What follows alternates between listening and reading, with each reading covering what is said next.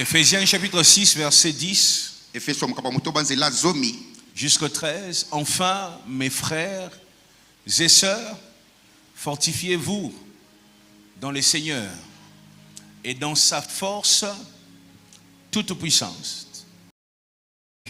Il dit au verset 11, revêtez-vous de toutes les armes. Toutes les armes. Je ne sais pas jusque-là s'il existe un homme, une femme qui est revêtu de toutes les armes de Dieu. Parce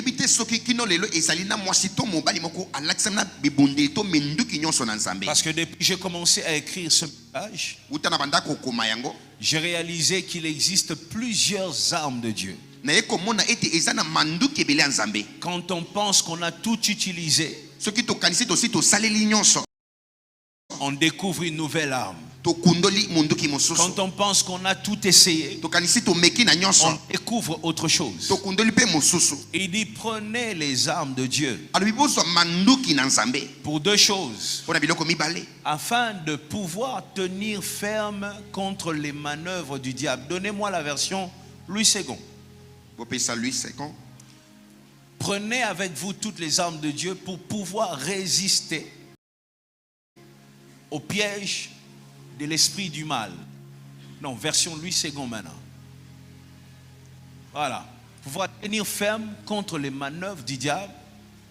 Et le verset 12 dit, en effet, ce n'est pas contre l'homme que nous avons à lutter, mais contre les puissances, les autorités, les souverains. Est-ce que je suis dans la version Louis II? De ce monde des ténèbres, contre les esprits du mal dans les lieux célestes. C'est pour cette raison que nous devons être revêtus.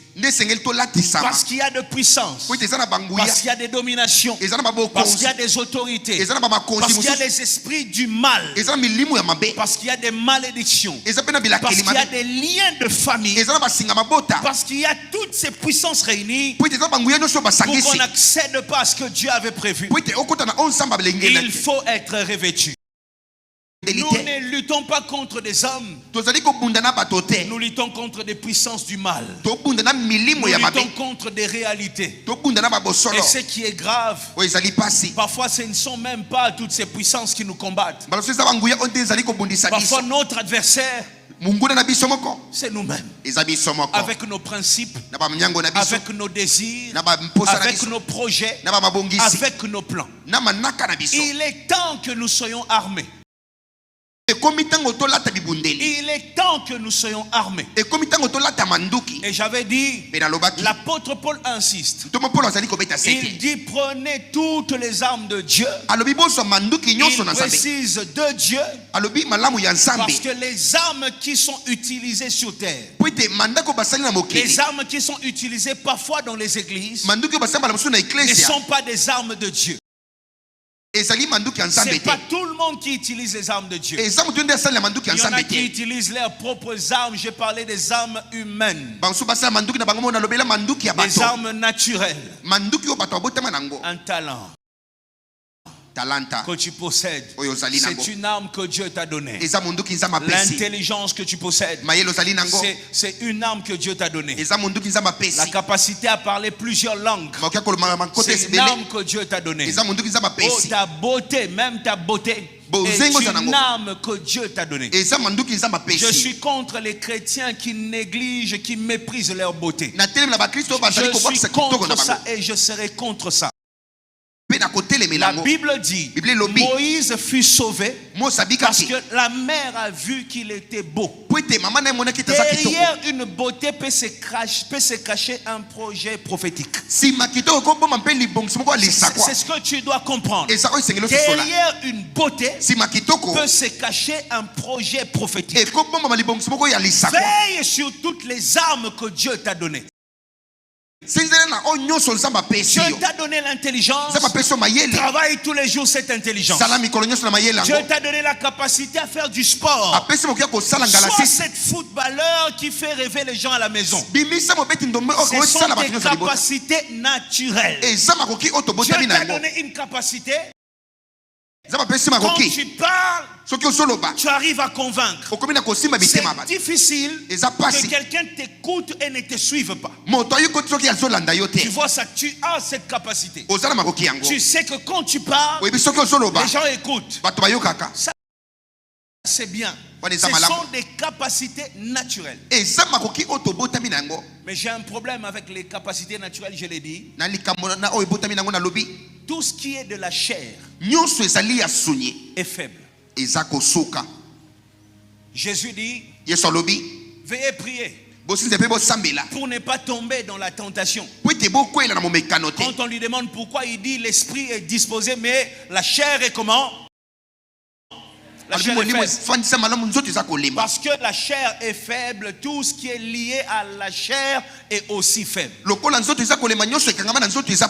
C'est pour cette raison que la chair ne domine pas sur l'esprit. C'est pour cette raison que les choses de la chair ne peuvent jamais dominer sur l'esprit. J'avais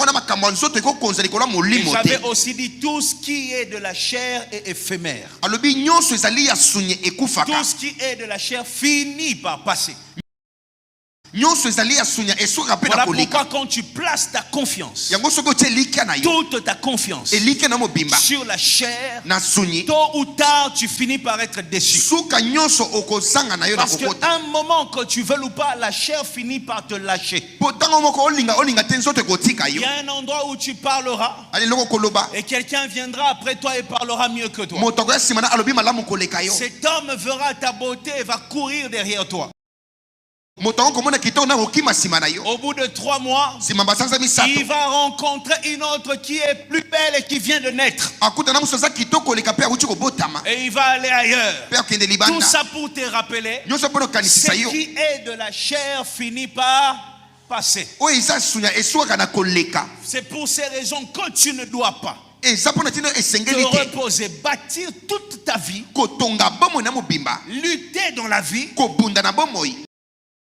livré de bataille seulement avec des capacités charnelles. Je suis intelligent. Il y en a qui entrent, qui n'ont pas ton intelligence, mais qui ont le poste que toi tu voulais. C'est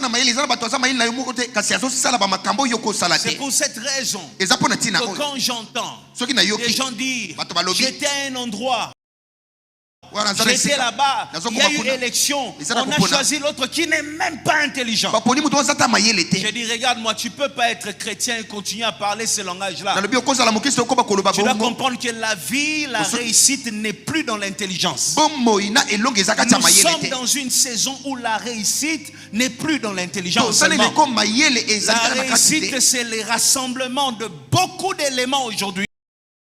Et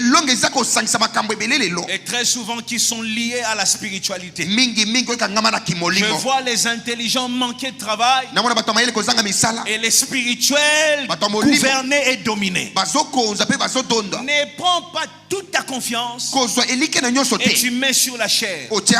Développe ses capacités. Je ne suis pas le pasteur qui te dit non, les capacités de la chair ne servent à rien. Ça sert à quelque chose. Mais à ce qui est charnel, il faut associer ce qui est durable, ce qui est fort, ce qui ne bouge pas, ce qui ne tombe pas, ce qui ne te lâchera jamais.